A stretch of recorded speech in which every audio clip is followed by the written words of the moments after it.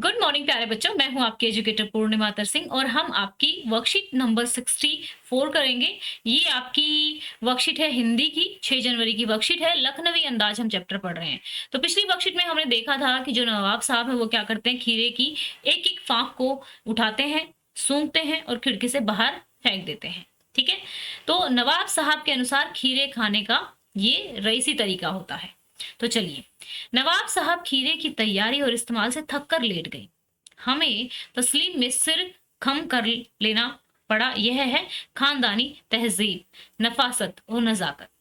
हम गौर कर रहे थे खीरा इस्तेमाल करने के इस तरीके को खीरे की सुगंध और स्वाद की कल्पना से संतुष्ट होने का सूक्ष्म, नफीस, एब्स्ट्रैक्ट तरीका जरूर कहा जा सकता है। एब्स्ट्रैक्ट तरीका जरूर कहा जा सकता है, परंतु क्या ऐसे तरीके से उदर की तृप्ति भी हो सकती है?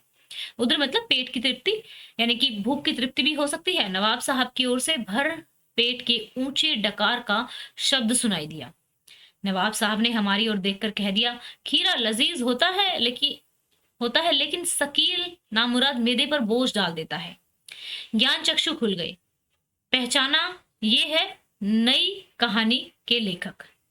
खीरे की सुगंध और स्वाद की कल्पना से पेट भर जाने का डकार आ सकता है, तो बिना विचार घटना पात्रों के लेखक की इच्छा मात्र से नई कहानी क्यों नहीं बन सकती?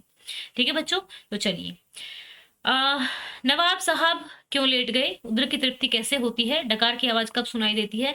खीरा मैदे पर बोझ डाल देता है, क्या वास्तव में खीरा अपच कर देता है? लिखिए, नवाब साहब ने ऊंची डकार क्यों ली? वाक्य में रेखांकित पद का परिचय कीजिए। पद परिचय करना था ये आपको यहाँ पे। ठीक है, अब खाद्य पदार्थों के संबंध में बहुत सी मान्यताएं हैं जो आपके क्षेत्र में प्रचलित रही होंगी, उनके बारे में लिखना है। जैसे कहते हैं ना कि मंगलवार को ये नहीं खाना चाहिए, अंडा नहीं खाना चाहिए, ऐसे ही कुछ जो आपके क्षेत्र में प्रचलित हो, जो भी मान्यता, उसको आपको लिख देना है यहाँ पे। तो चलिए स्टार्ट करते हैं इसको, वर्कशीट को करना। नवाब साहब क्यों लेट गए थे? नवाब साहब खीरे की तैयारी और इस्तेमाल से थक कर लेट गए। उधर की तृप्ति कैसे होती है? उधर की तृप्ति सुगंधित और स्वादिष्ट खाना खाने से होती है।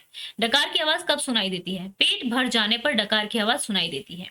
खीरा मैदे पर बोझ डाल देता है, क्या वास्तव में खीरा अपच कर देता है? नहीं, सामान्यतः जो है खीरा अपच नहीं करता, काफी लाइट भोजन होता है। लेकिन हाँ, अगर किसी किसी को एलर्जी है या कुछ प्रॉब्लम है तो अपच हो जाती है। नवाब साहब ने ऊंची डकार ली। वाक्य में रेखांकित पद का पद परिचय आपको करना है। तो यहाँ पे जो है आपका रेखांकित शब्द है नवाब साहब और ऊंची, इसका पद परिचय आपको करना है। तो नवाब साहब क्या है? व्यक्तिवाचक संज्ञा है, एक वचन है और पुल्लिंग है। ठीक है, ऊंची गुणवाचक है और एक वचन है। गतिविधि, यानी कि जैसे मंगलवार और शनिवार को अंडा, मांस, प्याज, लहसुन नहीं खाना चाहिए। लोग ऐसा कहते हैं कि ये दिन हनुमान जी की पूजा के होते हैं।